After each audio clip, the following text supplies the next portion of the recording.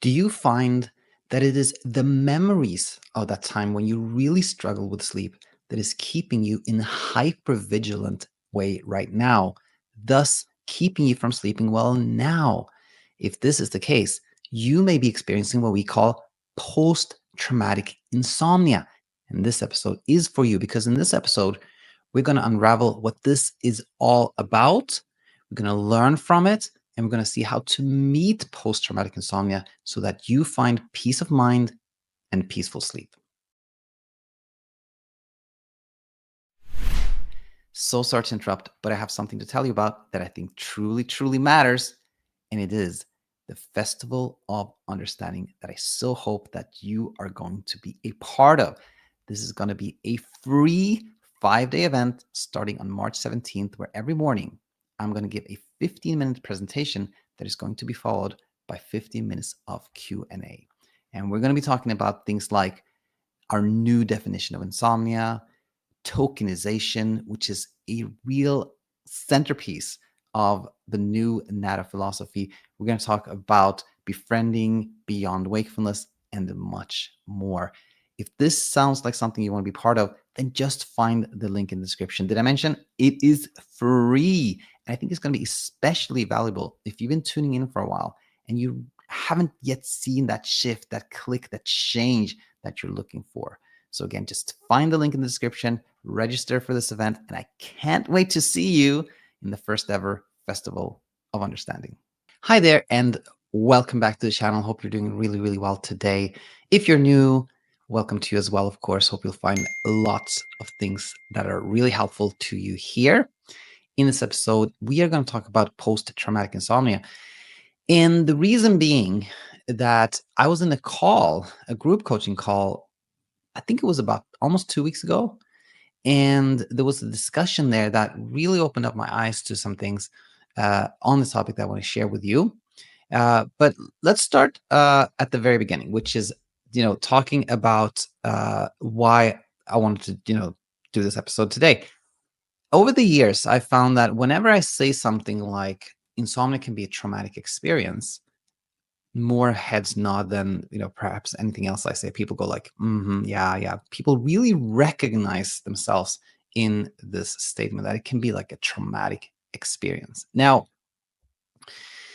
when we think of traumatic experiences or like PTSD, post-traumatic stress disorder, we often think that to kind of qualify as having had a traumatic experience or PTSD, we have to have gone through something that is undeniably life-threatening, like, a car accident or some natural disaster or something like that. But over the years, I saw that that's not true at all, and we'll see why here. And we'll talk a little bit about this before we go into like the discussion from the group call and how to meet this. So if you look at a definition, I just pulled this out of ChatGPT. It said actual or perceived threats to life or safety, or any experience that leaves a person feeling intensely fearful, helpless, or horrified. This definition is actually quite broad. But again, a lot of people think that there has to have been a quote unquote real threat. Otherwise, it's not truly traumatic or truly PTSD. But the thing is that, why do we get really, really afraid when we're facing a real threat, like a bus is driving towards us at high speed?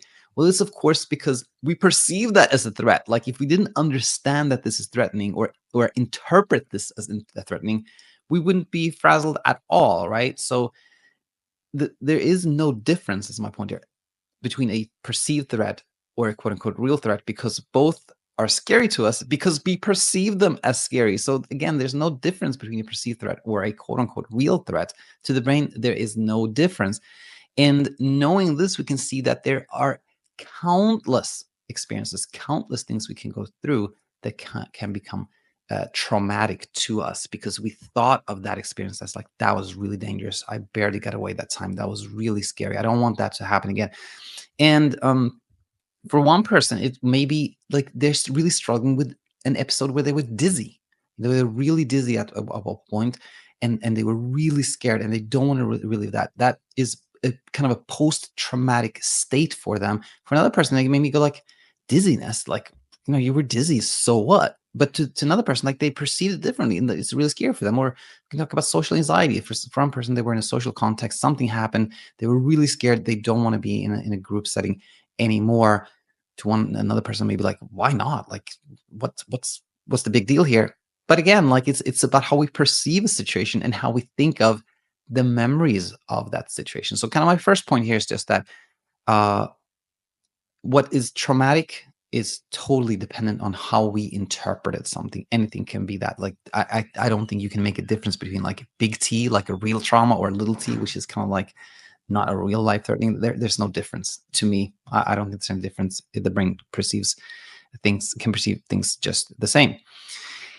Now, the week before last, again, I was in this group call, and someone, we'll call her Aubrey. That's not her real name. We'll just say her name is Aubrey. She said that things overall had gotten easier for her. She didn't struggle that much with sleep, and overall, she found things getting easier. But her main challenge was actually her memories of the time when the sleep struggle was really intense, when she was really scared, really frazzled. It was a dark time. It was very, very difficult. And her brain sort of kind of reminded her often of that time. But more so, she said that she had started to process these memories. She said that I used to really, really try to get away from these memories, but now when they come, I'm not trying as much to avoid them. And that was the first point in that call where I was like, aha, that was interesting. And then Coach Alina was in this call too. And she kind of picked up from where Aubrey left off and said that she had had a similar experience. And she has said that memories are just like any other form of like internal communication, whereby the more we try to avoid them and suppress them and get away from them, the more our brain is like, no, you got to hear this, and it intensifies them, sense them more and more and more and more. And that was that was like a big realization for me. I was like, aha, insomnia can be driven by like a fear of reliving memories that we try to repress, and then inadvertently actually making those memories like stickier, like more memories that we get more often, that are more and more intense, because again, it is a form of internal communication. Anything inside of us that we try to push away and avoid, it comes back stronger, right? So we can think of post-traumatic insomnia this way, that post-traumatic insomnia is when the main source of our kind of agitation and hypervigilance and hyperarousal is memories of a time in the past when the sleep struggle is really intense. We can call this post-traumatic insomnia. And there's like two things here that are interpreted by our brain as threats. Two things here that are mislabeled as threats that are actually harmless. And one of them, of course, is the memories. The memories are perceived as threats because of how they feel in the moment. So we can be going, about our day, and we remember something, like we remember that time of intense sleep struggle, and that memory makes us go, "Oh no, I hope that doesn't happen again." And that thought that makes us really scared, and we have palpitations, and we're sweating, and it's very uncomfortable. And of course, that can make us think, "I don't want to have this memory again. This memory is a threat. This memory is dangerous. I don't want to experience this." And so then we try to push it away and become stronger. But my point here is just that the memories are one perceived threat in post-traumatic insomnia. And then, of course, wakefulness is also maintained as a perceived threat, because the memories are suggesting that if we sleep little again, this is going to happen again. Like, we're going to have this very difficult time again. So wakefulness is also maintained as a perceived threat in post-traumatic insomnia, because we think that if we sleep little, we're going to relive that very, very difficult time. So now we talked about that first realization and how we define post-traumatic insomnia.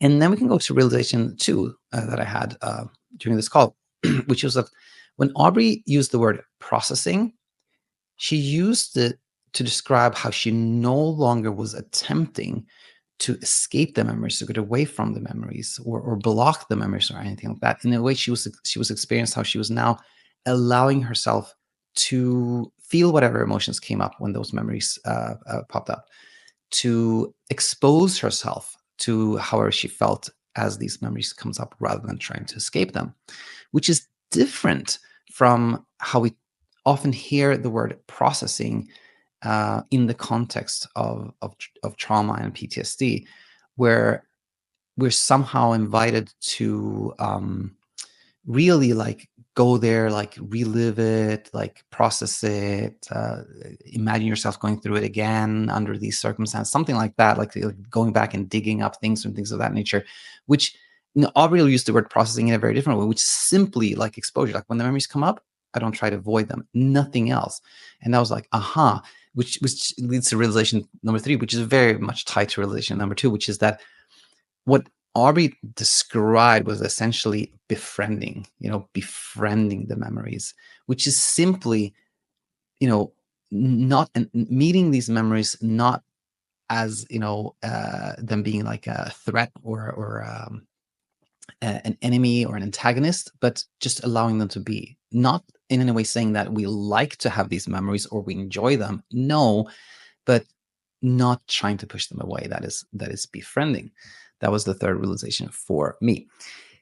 Now, one thing that I kind of like I pondered this more, and one thing that I thought could be really helpful in finding ourselves able to befriend these memories is to see the following: that the memories that remind us of a really difficult time are there because there is a misinterpretation that the really difficult time happened because we slept little, and then naturally, if we think like we had a really, really difficult time because we slept little, our memories are gonna be there to be like, make sure this doesn't happen again, make sure you don't sleep little again because this is gonna happen again.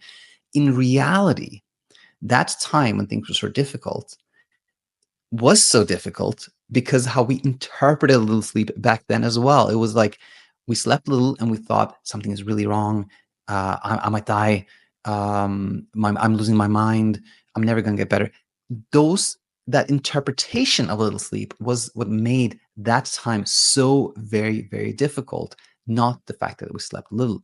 And when we see this, we can be like, aha, so I don't have to actually be afraid of little sleep.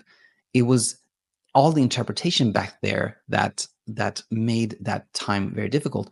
And then what happens is that, like, our memory of the memory changes. Now we think of that memory differently, and its whole flavor can change. We can see that was a difficult time, but now I understand it. It was difficult because of something that has already changed. My interpretation, my thoughts, my ideas have already changed. So I can't actually go back to that time. It's impossible for me to go back to the time because I have so much more understanding now. And then the memory naturally is less scary for us. So how we remember a memory can very, very much change, which leads us to kind of the final thoughts here, which is that befriending extends beyond wakefulness. Really, it is whenever our brain has mislabeled something that is harmless as a threat, whether it's wakefulness or memories, how we want to meet them is by befriending them, which is learning that there was no real threat, uh, finding ourselves ready to not try to escape, and when we do escape, when we kind of like, I'm not ready to befriend, then we can just deploy self-kindness, always so helpful. And when this happens, like when we befriend the memories, we befriend wakefulness, then post-traumatic insomnia unwinds, and we find peace of mind and peaceful sleep coming our way. That was all for this episode. Let me know, as always, in the comment section what you thought. All your comments are so valuable, and I look forward to seeing you soon again. Bye for now. Hi, it's me, Coach Daniel, and I hope you are feeling excited right now because you're so close to the finish line of insomnia. And if you found that aha moment you've been looking for in this video, please share it with the world.